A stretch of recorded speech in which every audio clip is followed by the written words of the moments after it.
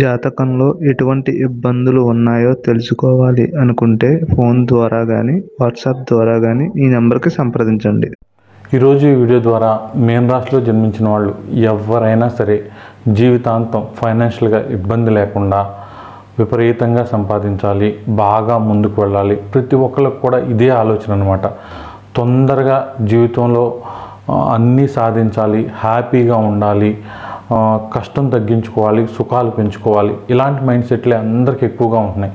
అయితే ఇదేదో వీడియో ఏదో సోదిలాగా చెప్పడం కాకుండా నిజంగా ఏం చేస్తే అలాంటి పరిస్థితులు ఏర్పడతాయంటే జాతకం ఉన్న వాళ్ళకు ఒకలాగా, జాతకం లేని వాళ్ళకు ఒకలాగా ఈ వీడియో అనేది తెలియజేయడం జరుగుతుంది. మాకు జాతకం లేదు, డేట్ ఆఫ్ బర్త్ లేదు, అలాంటి వాళ్ళు రాశి ఈ మీన రాశి వాళ్ళు ఎవరైనా సరే మీన రాశికి 11వ స్థానాధిపతి శని అవుతాడనమాట. ఎక్కువ శాతం లాభస్థానాధిపతి మన ఫైనాన్షియల్ విషయాల్ని ఎక్కువగా ప్రభావితం చేస్తాడు.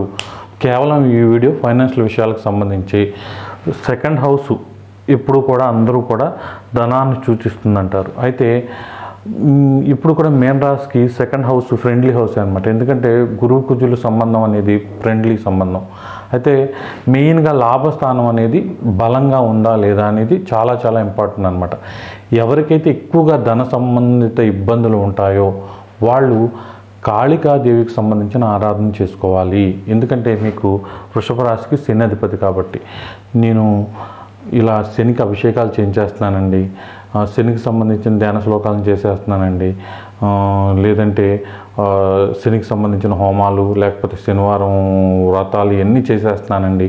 ఇవన్నీ కూడా మంచివి. ఇవి కొంతవరకు ఇవి చేస్తున్నప్పటికీ కూడా మీకు ఫలితాలు రావట్లేదు అనుకున్న వాళ్ళు తప్పకుండా కాళికాదేవి ఆరాధన చేసుకుంటేనే ధన సంబంధిత విషయాల్లో ఇల్లుకు సంబంధించి కానివ్వండి, ఏదైనా వ్యాపారాలకు సంబంధించి కానివ్వండి, కటకటలాడడం, విపరీతమైన ఇబ్బందులు, వీటికి సంబంధించి కాళికాదేవి ఆరాధన ఒక్కటే మిమ్మల్ని దాని నుంచి బయటపడే అవకాశం ఉంటుంది. ఇక దీంతోపాటు కొంతమందికి ఏంటంటే జాతకం ఉన్నా లేకపోయినా కాలసర్పదోషం అంటే రాహుకేతుల ప్రభావం ఉంటుందన్నమాట. దీనికి సంబంధించి శ్రీకాళహస్తి వెళ్ళి రాహుకేతు పూజ సంవత్సరానికి ఒకసారి చేసుకోవడం మంచిదన్నమాట. బాగా ఇబ్బందులు ఉన్నమాట కాదు, పర్లేదు, బాగానే వెళ్తుంది లైఫ్, నేను ఇంకా లైఫ్లో బాగా ఎదగాలనుకుంటున్న వాళ్ళు మాత్రం శనికి సంబంధించి కాళికాదేవి ఆరాధన అద్భుతమైన ఫలితాలను వచ్చే అవకాశం ఉంటుంది.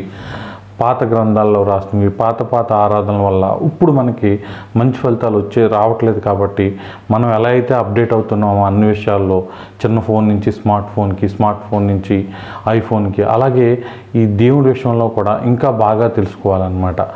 ఇక జాతకం ఉన్న వాళ్ళకి ఎలా అంటే ఈ రెమెడీ సరిపోతుంది.